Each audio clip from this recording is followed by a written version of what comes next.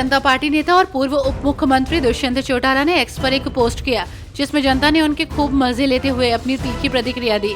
दरअसल जजपा का भाजपा के साथ गठबंधन में रहने के कारण लोग दुष्यंत चौटाला की पोस्ट पर खूब भड़ास निकाल रहे हैं। दुष्यंत ने एक्स पर पोस्ट करते हुए लिखा कि मैं सीखता जा रहा हूँ, बुजुर्गों से, गलतियों से और मुश्किलों से। इस पोस्ट के साथ दुष्यंत ने 2 फोटो भी शेयर की। इस पोस्ट पर तमाम लोगों ने तीखी प्रतिक्रिया दी। कृष्ण कुमार नाम के शख्स ने दुष्यंत चौटाला के पोस्ट पर कमेंट करते हुए लिखा कि ट्रेनिंग के चक्कर में हरियाणा का भट्टा ना बैठा देना, जब सीख लेना तब बताना। हरियाणा में विधानसभा चुनावों की घोषणा के बाद से ही राजनीतिक बयानबाजी का दौर तेज हो गया है। सत्ता में साझेदार रहे भाजपा और जजपा में भी जुबानी जंग शुरू हो गई है। सीएम नायब सैनी ने कहा कि राज्यसभा चुनाव के लिए हुड्डा और दुष्यंत आपस में लड़ रहे हैं। दोनों ही अपने पेट के लिए लड़ रहे हैं। विधानसभा चुनाव के बाद दोनों पल्ली पर बैठे दिखाई देंगे। इस पर दुष्यंत चौटाला ने एक्स पर तंज कसा। चौटाला ने लिखा, वाकिफ हो जाओगे हरियाणा के हाल से, आप चुनाव लड़कर देखिए करनाल से। अम्बाला में पुलिस ने दुर्लभ प्रजाति के कछुए पकड़े हैं। पुलिस ने इस मामले में नदी मोहल्ला निवासी मोहम्मद अंसारी को गिरफ्तार किया है। सिटी नागरिक अस्पताल में आरोपी का मेडिकल करवाकर उसे कोर्ट में पेश किया जाएगा। आरोपी ने बेचने के लिए घर पर ही कछुए पाले हुए थे। बुधवार दोपहर 3 बजे इको चौक के पास पुलिस ने वन्य जीव अभ्यारण्य की गुप्त सूचना पर आरोपी को गिरफ्तार किया। कछुओं की भी मेडिकल जाँच करवाई जाएगी। इन कछुओं को T1 का संरक्षण मिला हुआ है। करनाल के गांव डींगर माजरा में लड़ाई झगड़े की सूचना पर गई डायल 112 की टीम पर आरोपी ने हमला कर दिया। आरोपियों ने मौके पर पहुंचे पुलिस कर्मचारियों के साथ मारपीट की और लात घूंसे मारे। पुलिस कर्मचारियों पर पत्थर भी बरसाए। पुलिस कर्मचारियों की शिकायत पर घरौंडा थाना पुलिस ने मामला दर्ज कर लिया है। सांपला थाना क्षेत्र के कुलताना मार्ग पर एक युवक की गोली मारकर हत्या कर दी गई। युवक के हाथ बांध रखे थे और शरीर के अन्य स्थानों पर भी चोट के निशान थे। पुलिस ने युवक के शव को पोस्टमार्टम के लिए भेज दिया है। हालांकि अभी उसकी शिनाख्त नहीं हो पाई है। पुलिस का मानना है कि युवक की हत्या कहीं और करके शव यहां फेंका गया है। मुख्यमंत्री नायब सिंह सैनी के विधानसभा चुनाव करनाल के बजाय दूसरे विधानसभा क्षेत्र से चुनाव लड़ने की चर्चाएं तेज हैं।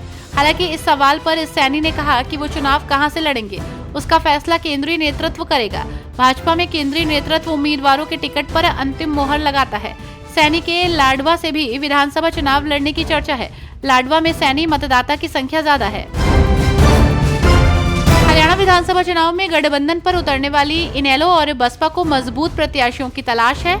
दोनों पार्टियां सभी 90 सीटों पर चुनाव लड़ने का ऐलान कर चुकी हैं, लेकिन सभी सीटों पर प्रत्याशी उतारना चुनौती बना हुआ है। ऐसे में दोनों ही दलों को भाजपा और कांग्रेस के प्रत्याशियों की सूची जारी होने का इंतजार है। इसके बाद जिन नेताओं की टिकटें कटेंगी, इनेलो बसपा उन पर दांव खेलने की तैयारी में है। फिलहाल इनेलो नेता अभय चौटाला और बसपा नेता आकाश आनंद प्रदेश के अलग अलग हलकों में जाकर संगठन को मजबूती दे रहे हैं और प्रत्याशियों का फीडबैक ले रहे हैं। हरियाणा के हिसार में आनंद हत्याकांड में बुधवार दोपहर मैयड़ में महापंचायत के दौरान गठित कमेटी ने शाम 4 बजे फैसला सुनाते हुए प्रशासन को चेतावनी दी। इसमें कहा गया कि प्रशासन ने वीरवार दोपहर 12 बजे तक आरोपियों को नहीं पकड़ा तो प्रदेश भर में सड़क या रेल रोको आंदोलन शुरू करेंगे। वहीं परिजनों ने वारदात के 6ठे दिन भी नागरिक अस्पताल से शव नहीं उठाया। खरड़ अलीपुर में 15 अगस्त की रात आनंद की गोलियां मारकर हत्या करने के आरोपियों की गिरफ्तारी की मांग को लेकर महापंचायत हुई। महापंचायत में 7 खाप 22 से अधिक गाँव के लोगों के साथ किसान संगठनों के पदाधिकारियों ने हिस्सा लिया। कांग्रेस ओबीसी सेल के राष्ट्रीय अध्यक्ष और पूर्व मंत्री कैप्टन अजय सिंह यादव ने कहा कि मेरिट के आधार पर टिकट बटे तो कांग्रेस 70 सीटें जीतेगी। उन्होंने विधायक चिरंजीव राव की ओर से डिप्टी सीएम बनने के बयान पर उनका पक्ष लिया। चरखी दादरी में आयोजित सम्मेलन में पूर्व मंत्री बोले कि चिरंजीवी राव सिटिंग एमएलए हैं, उनका टिकट पक्का है। हरियाणा में पूर्व केंद्रीय मंत्री वीरेंद्र सिंह ने कहा कि 2-4 विधायकों वाली पार्टी को उन्होंने 47 तक पहुंचाया। भाजपा का उन पर कोई एहसान नहीं है। भाजपा में दलाली चलने के भी उन्होंने आरोप लगाए। वीरेंद्र सिंह ने कहा कि हरियाणा के गांव में भाजपा का कोई नाम लेने वाला नहीं है। उस समय भाजपा को उनके जैसे आदमी की जरूरत थी। उन्होंने हमारे ऊपर कोई एहसान नहीं किया, बल्कि एहसान तो हमने भाजपा पर किया। उन्होंने कहा कि जिस तरीके से भाजपा हर वर्ग को बांटने की राजनीति करती है, उसे देश बर्दाश्त नहीं करेगा।